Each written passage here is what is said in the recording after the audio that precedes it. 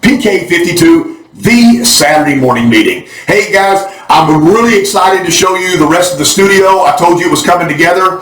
This is the 50-inch monitor right here, so now I can say it and show it at the same time. I think that's important. That's visual and audio. So it could be on the right side or left side. Sometimes digital gets you left and right, kind of changes up. So I'm excited about this, but I want to talk to you guys a little bit about what's going on. I try to be relevant. This is 5 years of the Saturday morning meeting. I've got a lot of videos out there, and I try to be relevant to what's going on right now. COVID-19 is starting to spike again. Some of the southern states that didn't have a whole lot of cases are seeing a rash of cases right now, and the governors, the mayors, the city councils are making decisions. One of the things they've done in the state of Texas right now is that the restaurants had opened back up again. The bars were open with separate areas, but now they shut the bars down again, so some of the businesses are going to shrink again.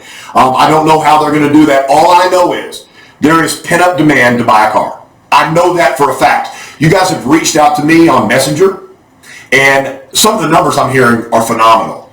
73 cars delivered the month of May, 44 cars. I had a guy reach out to me, 24 years in the business, in the month of May, 31 cars, best time record for him ever. So 24-year veteran hits his mark during COVID-19.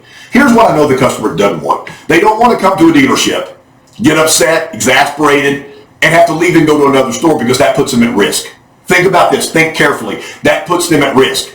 What we want to do is we want to make sure that we do everything digitally.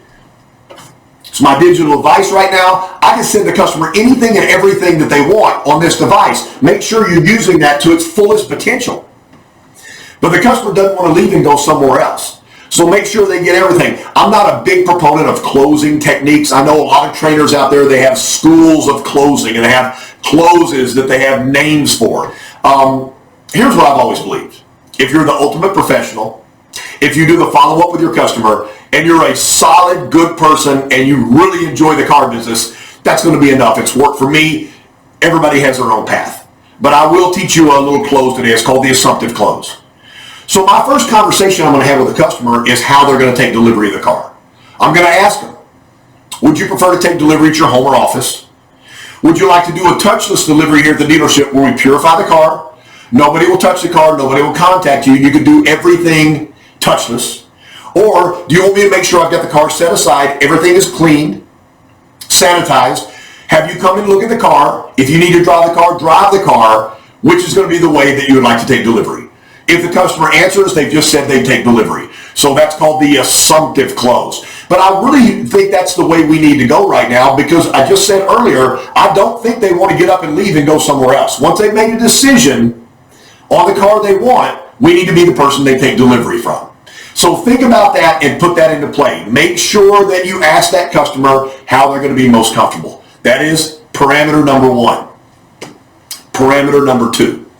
You've got to pair up with the service department. I've been preaching this for 5 years. Let me get right down the middle at you. I'm KC&X sales guy. Sally Jones is my best service writer back in our service department. I'm going to go to Sally and go, Sally, I'm going to sell multiple cars this year. I'm going to make sure that all my customers come to you. I'm going to give you the car they bought, if they bought a VSA, if they bought a maintenance plan, and the term that they bought the car from. I'm going to transfer all that contact information from you, plus set the first service appointment. In turn, I just want you to take care of them. And then I'm going to make sure at delivery that they have your contact information, that they know they're going to be doing business with you. If I can keep that customer in my service drive for the next 5 years, then I'm going to sell them another car. Let me do some math. This is not tough. Let's say you're selling 20 cars a month. That's your average. And right now, 20 cars a month doesn't seem to be great. Just what a crazy time we're going through. But let's say it's an average for the year, 20 cars a month.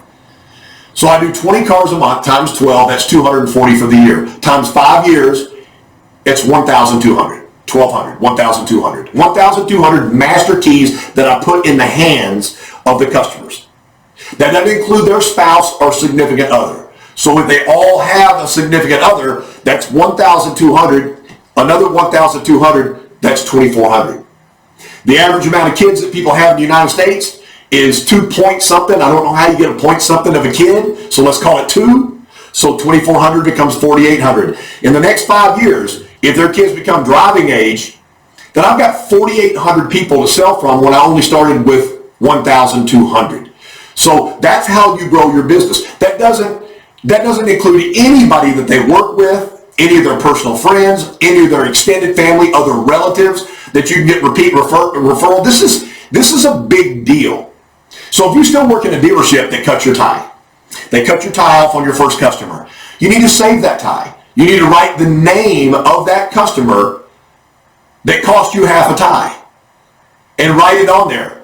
And why in the world would you ever let that customer ever go somewhere else to buy a car? That was your first customer. That was the customer that trusted you and bought the very first car that you ever sold. That's your client forever. I look at every single customer like that. The future of the car business, and I'm looking at you right now and telling you, because we don't know if there's going to be another COVID-19 incident with COVID-20 or COVID-35 or whatever they call it. Or we don't know that there's not going to be another tsunami. Or we don't know that there's not going to be another rash of recalls. We don't know. All we know is that people are always going to buy cars. If that customer stays with my dealership and with me, then I'm building a dynasty for myself. If my goal is to start in the sales department and maybe go through F&I, maybe go and get a desk job, become a used car manager, then a GSM, a GM, and maybe an owner, well, that works with a giant client base. So make sure that you're working within that service department. Take all the customers, digitally make sure that they're super comfortable. I think more important, I'm not going to ask them what kind of car they want, what equipment they have on their last car, how many miles a year. I'll get to that. The most important thing right now is safety and the customer feeling comfortable doing business with you. It's working right now. The numbers are skyrocketing. This is PK52, the Saturday Morning Meeting.